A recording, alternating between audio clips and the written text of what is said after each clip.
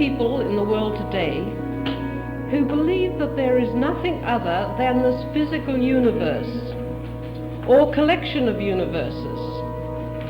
And their view of all sentient life, including man, is an entirely mechanistic one.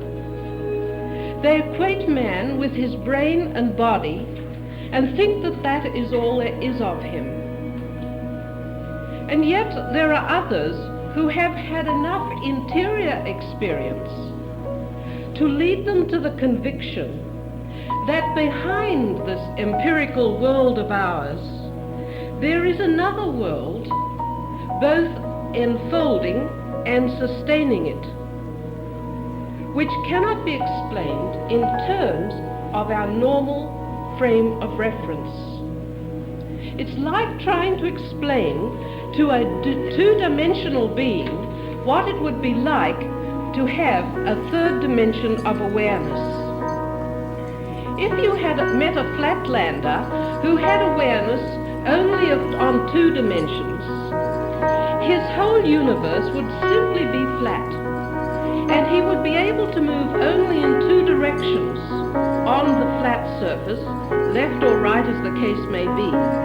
That would be his whole universe as far as he was concerned. And if we tried to explain to him what it would be like to have a third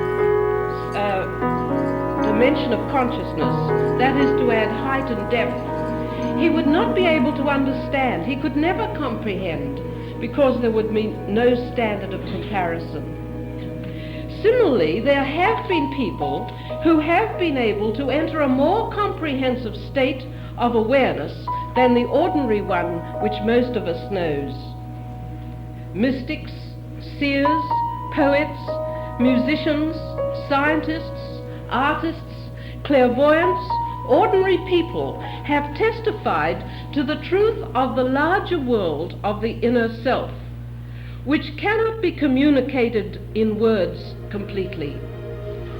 These experiences are not to be equated or cannot be called simply hallucinations or imaginations of deranged brains, and cannot be equated with them. Long ago, Plato described the dilemma in which most of us find ourselves because of our circumscribed state and limited awareness, implying how much more there is in the universe than we mostly can sense. In his Republic, he gave the example of prisoners chained in a cave to face the wall so that they could not see the sunshine outside the door of the cave, or the people and the life that went on outside. Behind them was a fire which cast shadows on the wall, thus creating silhouettes of themselves and shadows and silhouettes of others who passed by. This was their only world. They lived simply according to this example, of course, they lived in a world of shadows and silhouettes. For them that was the only reality. It was their total existence. And they could not imagine, and no one could possibly describe to them, the world that lay outside the cave. Men and women passing by, other objects, the trees, mountains, as well as the depths of space. How difficult it would be to understand. In the same way, it is possible that each one of us is a prisoner in the cave of our little world of appearances, limited by our 5 senses, and by our mental impressions, memories, desires, prejudices. The cave of each one of us is varied according to our education, religion, environment. In some cases it is wider because of our ascetic experiences. In some cases narrower because of our lack of opportunity and our conditioning.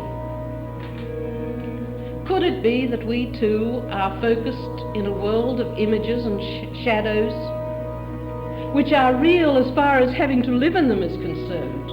We can't escape from that world.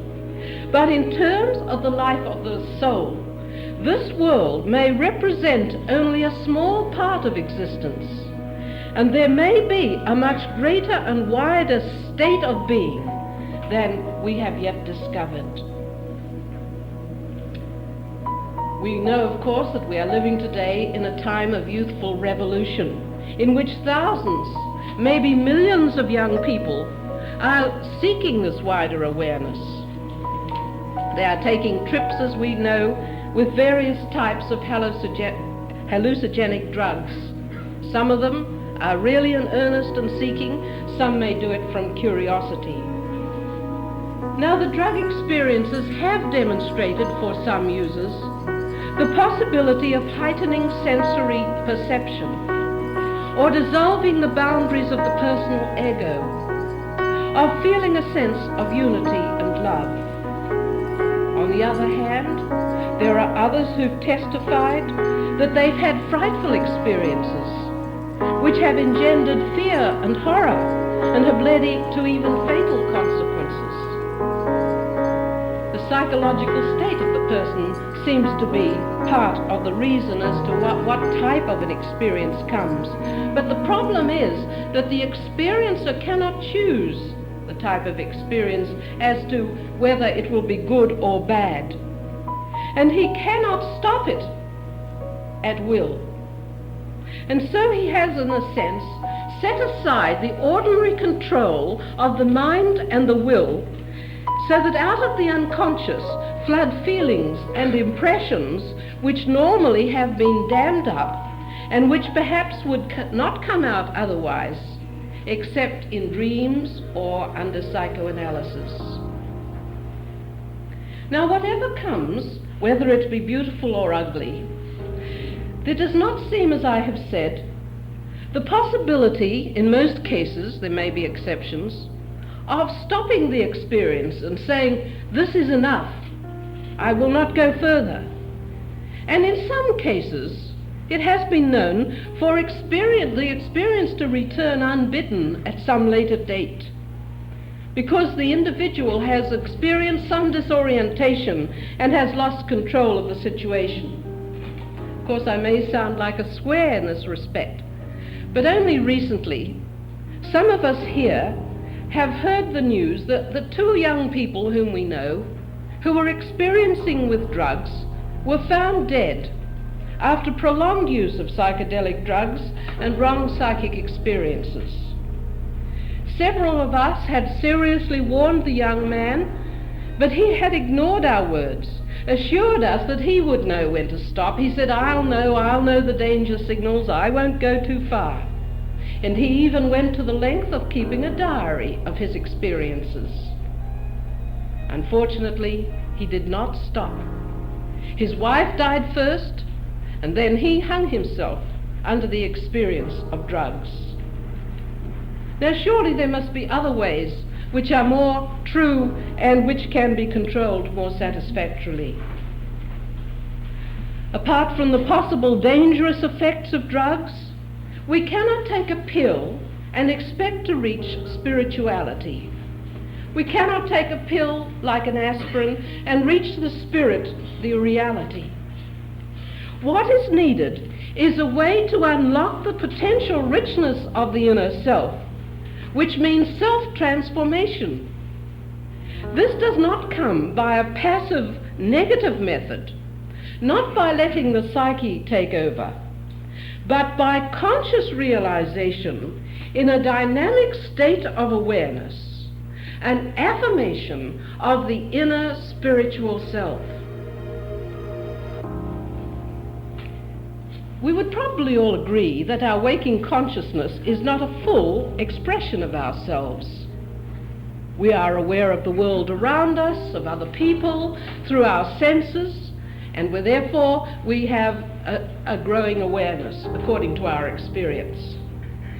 But the information that we receive through our senses is colored, conditioned, and viewed, first of all, according to our interior psychological state. Our emotions and feelings color our reactions to everything around, to objects, to people. We don't like the dress someone wears, or the style, or the color of his skin. And so we have a reaction comes up, and our awareness therefore has a barrier brought down. We don't even know that person as he really is. In addition, from our emotions, there well up deep feelings of joy or despair, affection or hate, our desires of attraction and repulsion. And then, of course, there are our thought processes which begin working, our memories, our anticipations, our worries, our calculations. Now, if we observe ourselves and watch this process taking place, we can watch these thought processes occurring, and we will realize how trivial most of them are. And yet, there are times when the process of thought reaches great heights. There is an ability to synthesize and to realize abstract concepts. Great discoveries can be made. And in this realm of thought, we begin to ponder upon meaning, upon purpose. This is the functioning of pure reason as compared with the more mundane thought action. Psychologists have discovered various levels of awareness which have been given such terms as subconscious, superconscious, subliminal, and so on. And all these are considered as part of the general field of the unconscious. And from these states arise dreams, locked up fears, hopes, fantasies, and the drug experiences. It may surprise you to know that the Eastern cultures recognize a much wider spectrum of conscious states than does Western psychology. Lama Anagarika Govinda, in his book, The Psychological Attitude of Early Buddhist Philosophy, enumerates no less than 121 conscious states known to Buddhist psychology. In Hindu thought, going back into the mists of time, there has been a school of Vedanta philosophy in which has been presented the concept of two natures in man. There is the outer or empirical nature, which is ensnared in the sense world with its struggles and suffering, and an inner, imperishable self, the Atma, which is immortal and untouched by outer circumstances. In one of the beautiful writings of the Vedas, the Mundaka Upanishad, we find these two selves likened to two birds of golden plumage, inseparable companions. The individual self and the immortal self perched in the branches of the same tree. The former tastes of the sweet and bitter fruits of the tree. The latter, tasting of neither, calmly observes. The individual self, deluded by forgetfulness of his identity with the divine self, grieves and suffers. But when he recognizes the other bird as his own true self, he beholds his glory and grieves no more. In Western thought also, there have been, among various existential philosophers, as well as depth psychologists and some theologians, the idea of a deeper self, though not as comprehensive a concept as that of Vedanta. Man is seen by many of these scholars as no longer to be simply rational, sexual, and instinctual. There is recognized that man has a hunger for wholeness, a drive to actualize, to bring out all the potentialities of his consciousness and its expression in our daily lives. And this may well be what many young people are trying to do. There's one area of awareness which I have not yet mentioned, which is now being tested and recognized by parapsychologists, but is by no means accepted by psychology as a whole, and this relates to the fascinating field of extrasensory perception. It's not many decades since it was believed in Western thought that there was no other way of obtaining knowledge except through the recognized channels of sense, that is, sight, hearing, taste, touch, smell. Then scientists working in the field of parapsychology began to discover that the mind can and does traverse space. Mental telepathy works, clairvoyance works, observation at a distance and through things, not necessarily by way of the senses. Of course, the possibility of extrasensory perception has long been experienced and spoken of. There are references to it in the Bible. There are legends relating to the oracle in Greece, and so on. But at the end of the last century in the West, it was regarded as hocus pocus and was reduced to demonstrations in the music hall, often accompanied by a certain amount of theatrical charlatanism. However, since the 30s, serious study of extrasensory perception has been undertaken, and it has been found that there are those who can communicate telepathically over long distances, who can see things that are hidden to most of us, and people who display other methods of awareness. Another experience not related to the senses, of course, is that which occurs during sleep. This suggests another area of awareness which is by no means fully understood. Now, the Theosophical philosophy also postulates a dual self, which at the same time is one. We have the concept of an immortal divine self, which is a fragment of the consciousness, the all-pervading consciousness of the universe, the divine mind, God, call it what you will. This immortal self, so it is said, projects part of itself into the phenomenal world of existence through a personality, and this personality, of course, is transient, mortal, is born and dies, but the true inner self remains. Although this personality is changing, moving from youth to old age, yet it is linked to the undying immortal self. This being the case, in moments of inspiration, of mystical experience, it is possible to have flights of consciousness which enable one to become aware of the inner immortal reality. Or to put it in another way, if we open ourselves to hear within, the inner self will be heard. It will inspire us and open our minds to new and greater depths of awareness. Beethoven mentioned this possibility when he said about himself, quote, "You will ask me where I find my ideas. I hardly know. They come uninvited, directly or indirectly.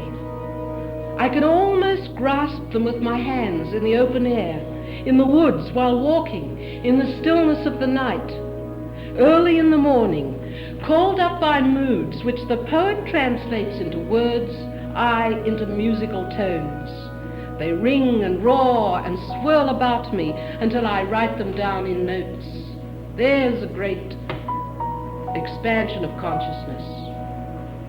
This is an inspiration, the opening of the door of perception to admit the beauty and greatness of the inner self.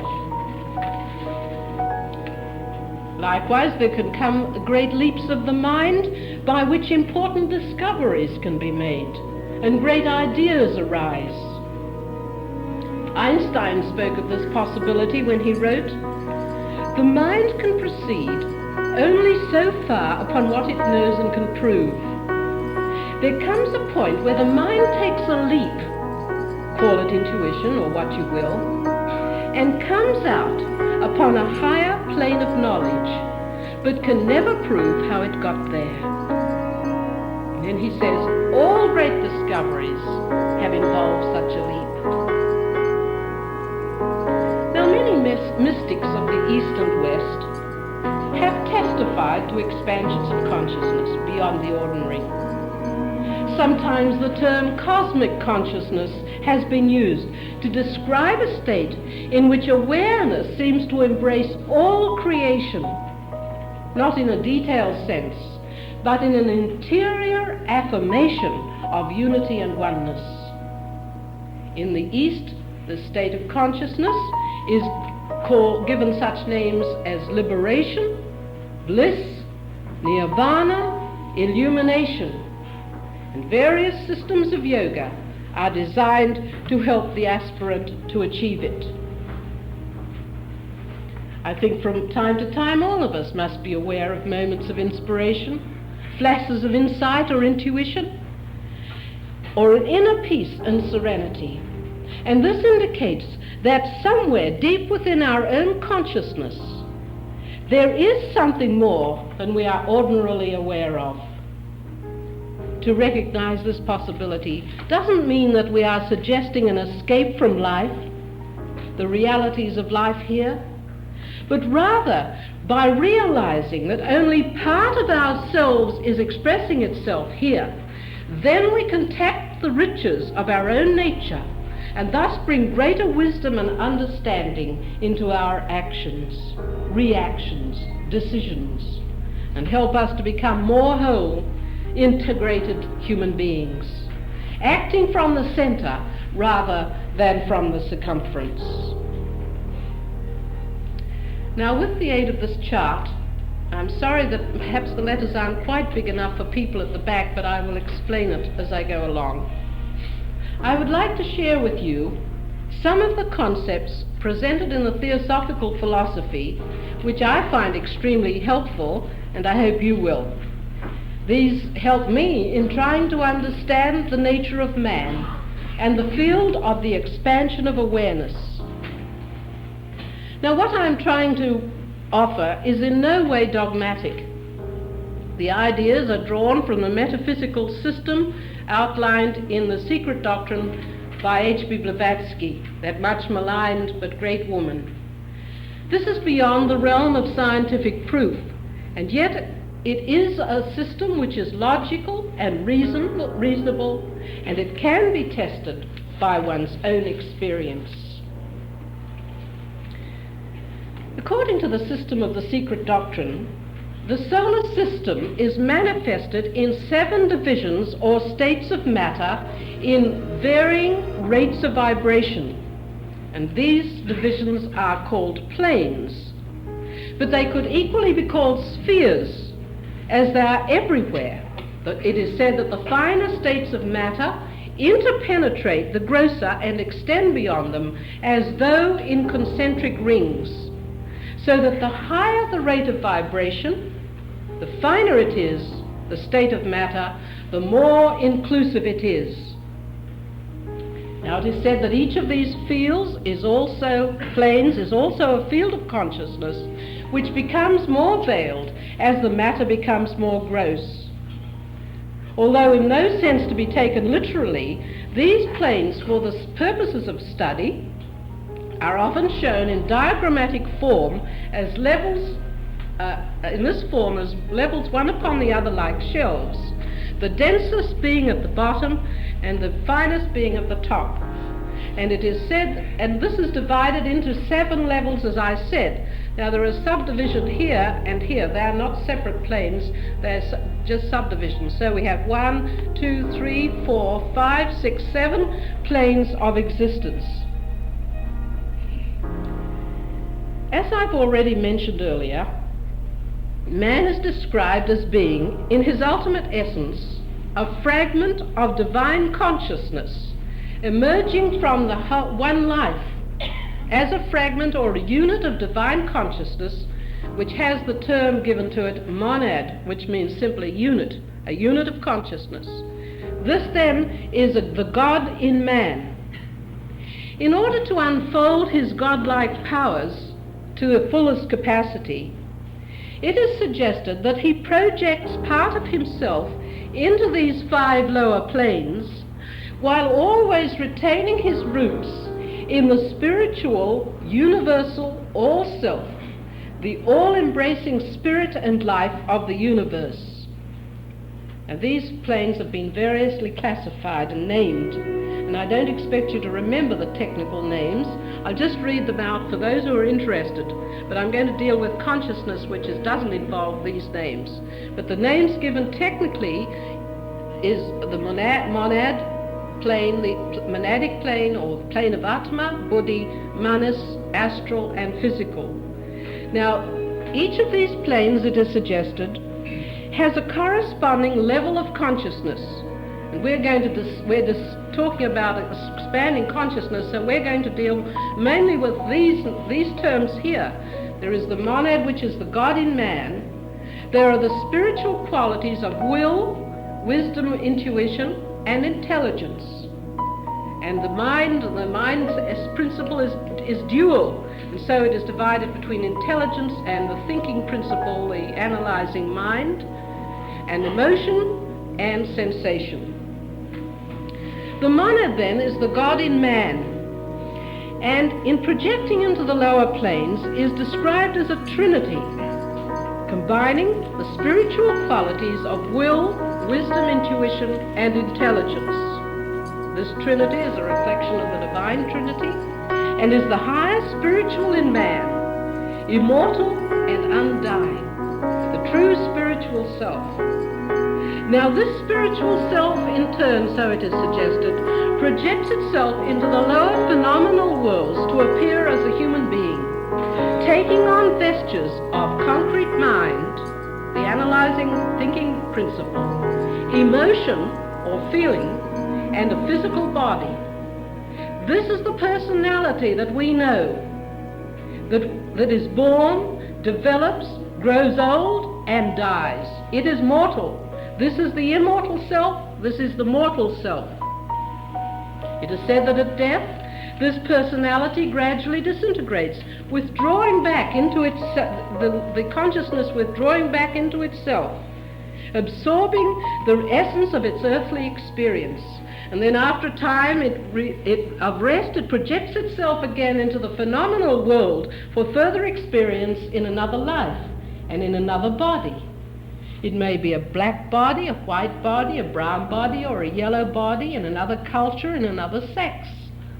Now this gives us a whole new view of man, and a whole new view of our relationships with each other, and a whole new view of the reality of brotherhood, because we are all experiencing all cultures and all types of experience in many ethnic groups. Over many lives then, through the evolutionary process, this higher self is awakening to its full potentiality and consciousness, drawing into itself all the lessons learned during earthly existence.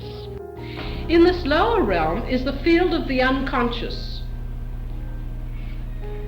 It is from there that arise dreams, fantasies, and psychedelic experiences. It is the realm of the psyche. It is also the realm of extrasensory perception, clairvoyance, and so on. Now it means that those types of experiences do not arise in the higher self, but they arise in the psyche, which is part of the mortal self, the unconscious, what is sometimes called the psychodynamic field. Now most of us are functioning and alive only in this part of ourselves, in the personality. So only a part of our true self is expressing itself, and here is the great silent majority. Silent, untapped, unused, waiting to be awakened, so to have the channel, as it were, opened up so it can be tapped. When we are able to awaken ourselves to the reality of the inner self, then it is suggested we will become fully awakened human beings, with no break in consciousness between the higher and the lower. Now I mentioned that these two planes, at the level of mind, there is a duality. And this is as it were, the bridge between the spiritual levels and the phenomenal levels. There is, as it were, a bridge that crosses between the two.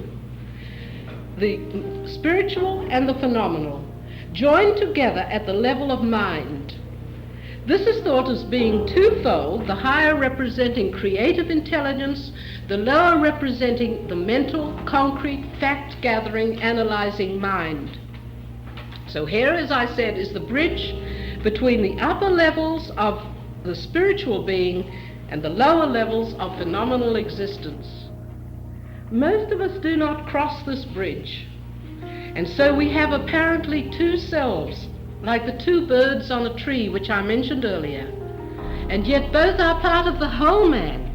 Man exists at every level simultaneously, here and now. Therefore, to experience spiritual awareness means to expand, or to keep to the diagrammatic picture, to raise the focus of consciousness into the higher spiritual levels which are within and about us here and now. While we talk of expanding upwards, which gives an idea of spiritual flight, we could equally talk of flashes from the spiritual self coming down to the brain, or flowing outward from within and flooding the consciousness with illumination and light. Each way it is only a word picture, not to be taken, this diagram not to be taken literally, of course.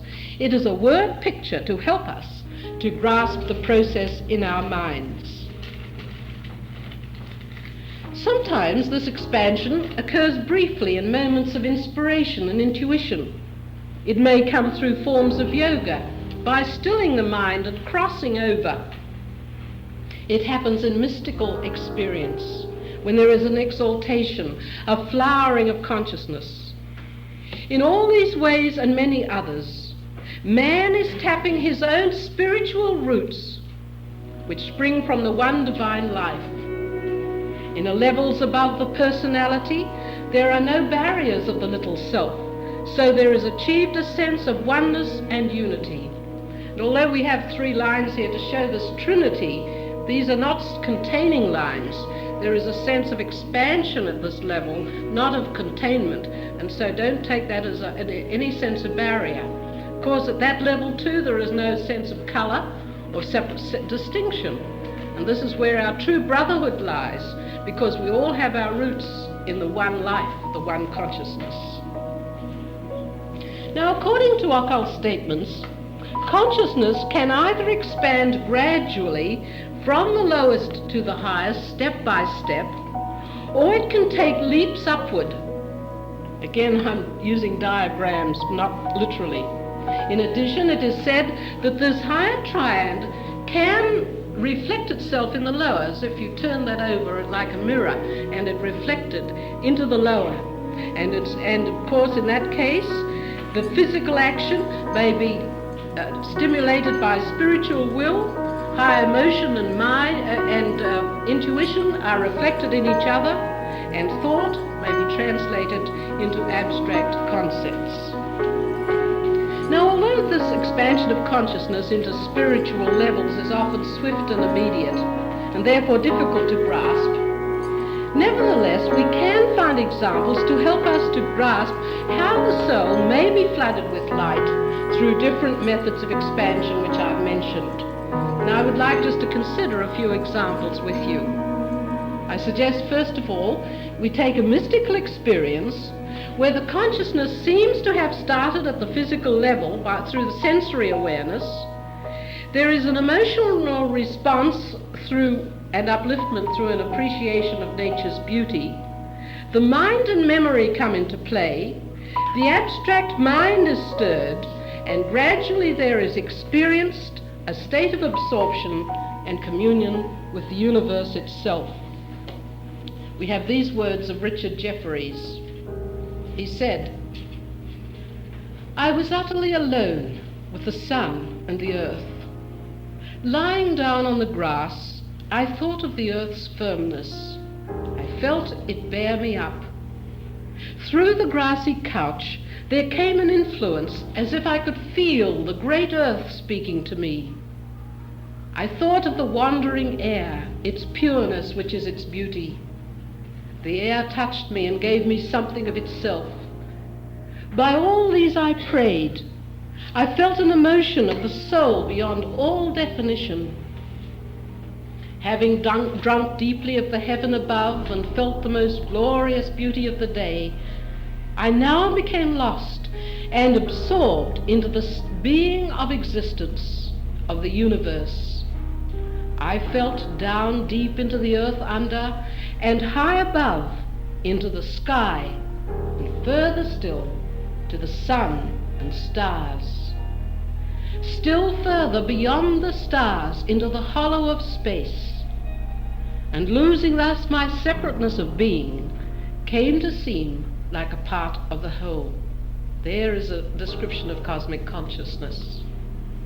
Such an experience means that he has penetrated the barriers of form, of time and space, of differentiation and limitation of his own mind, and thus achieved the true mystic experience.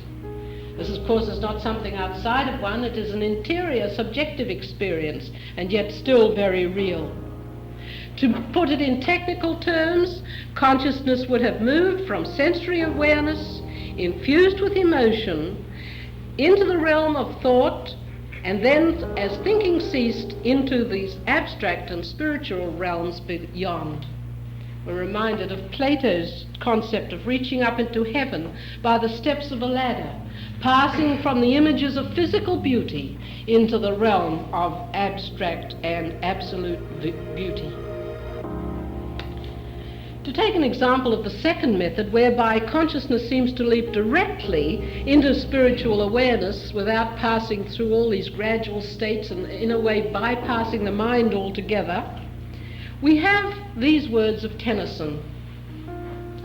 More than once when I sat all alone, the mortal limit of the self was loosed and passed into the nameless, as a cloud melts into heaven.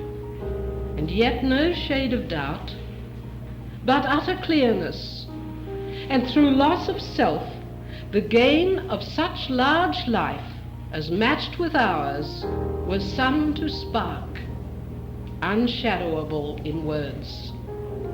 Reminds us too of the Zen koans, where through trying to pierce through a contradiction, a paradox, one takes a leap, if one solves it, into the nameless, the formless world. Even in the execution of sporting prowess with physical skill brought to its highest pitch, it is possible to experience a change of awareness. Here's a description of a former Australian surfing champion, world champion, Australian midget Farrelly. And this happened to him at Currumbin Beach in Queensland. I was sliding off the peak into the deep water when suddenly I felt I could keep going and going, pushing on and on as though there was no end to it anywhere. You go into oblivion. Suddenly all your life is there in this long, long stretched out wave. You're removed from the past.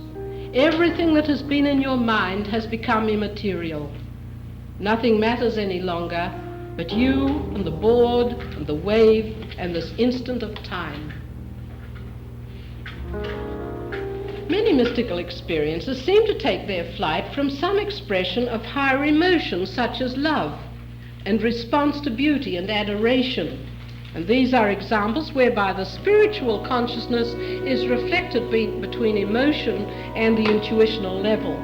There is a merging of these two states without apparently the use of the mind. It seems to occur in nature mysticism, and we have the testimony from Sir Francis Young husband, who described an experience which he had in the Himalayas. He said, "I felt I was seeing deep into the heart of things. I had a curious sense of being literally in love with the world. In my exceptionally receptive mood, I was directly experiencing the genius of nature in the very act of inspiring and vitalizing the whole. I was seeing the divinity in the heart streaming like light and heat through every part of nature, and with the dominating forcefulness of love lifting each to its own high level." Now this same movement of unity and love comes in the more introspective type of religious mysticism. Jacob Boehme, the great Bohemian mystic, has described this experience. He said, "Suddenly my spirit did break through, even into the innermost birth of geniture of the deity. And there I was embraced with love, as a bridegroom embraces his dearly beloved bride." Now coming to another method, whereby the higher mind is reflected and merged into the lower mind, and so there is a crossing of the bridge here, we're reminded of the teaching of Pythagoras that the study of numbers is a way of approach to pure truth. Plato also said this about geometry. He said geometry leads the soul towards truth. To illustrate this type of expansion of consciousness, we have the example, an extraordinary example, of Arthur Koestler when in prison during the Spanish Civil War. He said that he was scratching mathematical formulae on the wall of his cell and trying to remember how to derive the formula of the hyperbola, but couldn't remember. Then he tried the ellipse and the parabola, and this time he was successful. And he says this was a method that gave him great satisfaction. And he quotes, "And then for the first time, I suddenly understood the reason for the enchantment. The scribbled symbols on the wall represented one of the rare cases where a meaningful and comprehensive statement about the infinite is arrived at by precise and finite means. The infinite is a mystical mass shrouded in a haze, and yet it was possible to gain some knowledge of it without losing oneself in treacly ambiguities. The significance of this swept over me like a wave. The wave had originated in an articulate verbal insight, but this evaporated at once, leaving in its wake only a wordless essence, a fragrance of eternity, a quiver of the arrow in the blue." Of course, there are many other statements where people have given testimony of mystical insight. All of them seem to be ways to realization. Long ago, the Lord Buddha said, "Realization itself is an inner experience. It shines out with clear light spontaneously. You see all, you know all, for you are all." Now, the experiences that I've described to show this movement of consciousness have come mainly through mystical flashes, that is, spontaneously, and they demonstrate that other states of consciousness are possible. And I venture to suggest that there's no one here today who hasn't had some type or touched by the mystical experience. Something has stirred in you spontaneously when you have been uplifted by the sight of a beautiful landscape, an exquisite flower, the star-filled heavens. You have looked at a mountain, snow-capped and sheathed with clouds. You have seen a beautiful work of art, or you have listened to a great symphony.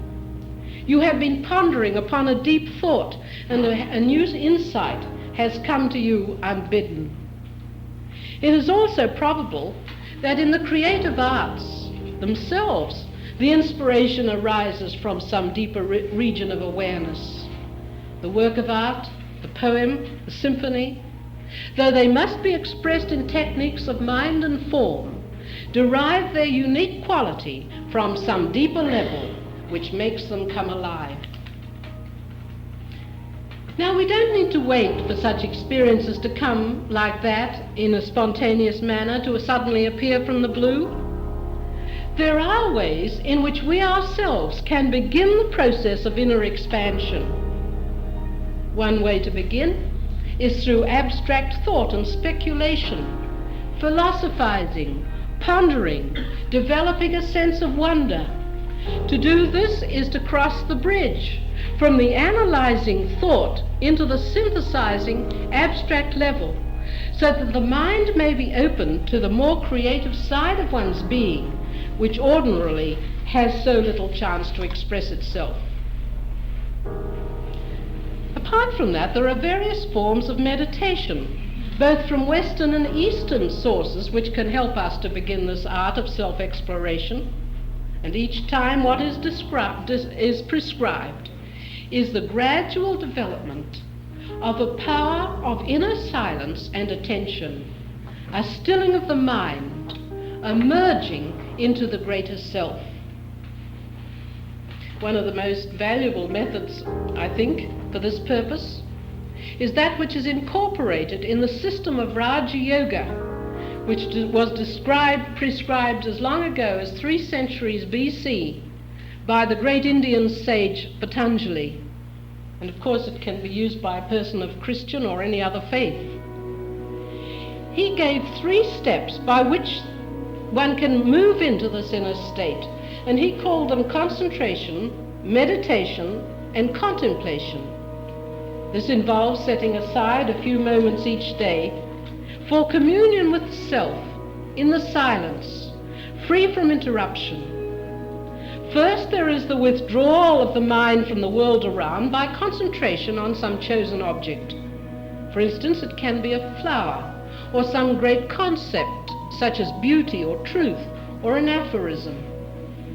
Begin by concentrating on that object or idea or aphorism, and then gradually deepen your absorption into the very heart of the object. Forms and words and images then can drop away, for the mind is pondering, wondering, knowing in a higher sense than the usual analytical knowledge that comes through the ordinary use of the mind. Then, when the mind has been brought to that state of absorption, then just drop the object, flower, whatever, or the idea, drop it completely, leaving the mind in a poised state of stillness, of awareness. Now this is not a negative state, this is something that you're in control of, because you are directing the process. In that moment, when there is an apparent vacuum, the mind empty of images and biases and prejudices, of anticipations and memories, there can come an intimation from within oneself, a real expansion of awareness, because you're opening up the passage between the higher and the lower. Such experience can deepen and grow if one perseveres in the practice. This will be translated into new insight and serenity in dealing with the problems of daily life, in one's work, in one's relationship with others. Because more of the whole man will begin to function. The higher self will have an opportunity to be more operative through the personality. So this isn't escaping from life and its responsibilities. The individual does not lose control of his own consciousness. He is sharpening his own innate powers. Meditation, of course, of this type and other types need not be confined to the special moments set aside for that purpose each day. We can have moments of heightened awareness as we walk along the street, as we watch spring arrive in the garden, as we look at a sunset, even as we go about our daily work. The process of self-discovery is a continuous one. And this isn't just daydreaming, but means bringing into the ordinary daily routines qualities of the spirit and tapping our hidden resources. Now, we've just been considering some factors when trying to understand the working of consciousness from the point of view of the theosophical philosophy, and there's a great deal more. I've just touched upon them. Yet even what I have suggested this afternoon indicates how complex man is, how much more of ourselves we have yet to tap and to stir into action.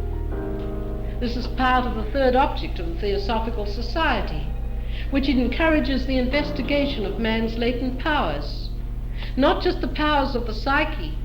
These are the real hidden powers of man, the spiritual self, which is rooted in the all-self, the life of the universe. Even though for the purposes of study this afternoon we have referred to the mechanism of man's consciousness, we should never forget, although we speak of different levels, that he is a whole, he is one. And eventually, in the course of evolution, he will become fully awake at every level, at will, at every moment of time, not just at rare moments. Then he will be the perfect man and achieve the stature of the fullness of Christ, because God is in him, and God will be fully awakened in him, the Christ consciousness. Now, I would just like to stress that although we have been talking about the study in a technical way, the wondrous moment of inner expansion cannot be described simply by analyzing it. I can't show you it just by looking at a chart.